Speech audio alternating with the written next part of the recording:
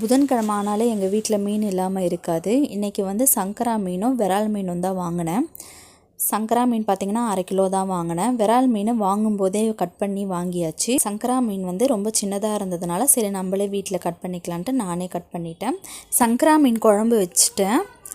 விரால் மீன் வந்து வறுக்கலான்ட்டு மிளகாத்தூள், உப்பு, மஞ்சத்தூள், கருவேப்பிலை, இஞ்சி பூண்டு பேஸ்ட்டு, அது கூடயே கொஞ்சமாக லெமன் ஜூஸ் போட்டுட்டு நல்லா மிக்ஸ் பண்ணி விரால் மீன் எல்லாத்தையும் வந்து கூடவே ஒரு 2 சங்கரா மீனும் போட்டுட்டு மிக்ஸ் பண்ணி வச்சுட்டேன் வறுக்கலான்ட்டு. அப்புறம் இந்த மீன்லாம் க்ளீன் பண்ணி அதை வந்து குழம்பு வைக்கிறதுக்கு கொஞ்சம் டைம் ஆனதுனால சரி அந்த வறுக்கிறதுக்கு வச்ச மீனை எடுத்து நான் ஃப்ரிட்ஜில் வச்சுட்டேன். சரி நைட்டு வறுத்துக்கலாம் அப்படின்ட்டு. அப்புறம் மீன் ஆஞ்சதுனால சமையல் மேடை ஃபுல்லாக ஒரு மாதிரி நீச்சு ஸ்மெல் அடிக்கிறதுனால ஃபுல்லாத்தையும் கழுவி தொடச்சி விட்டுட்டேன்.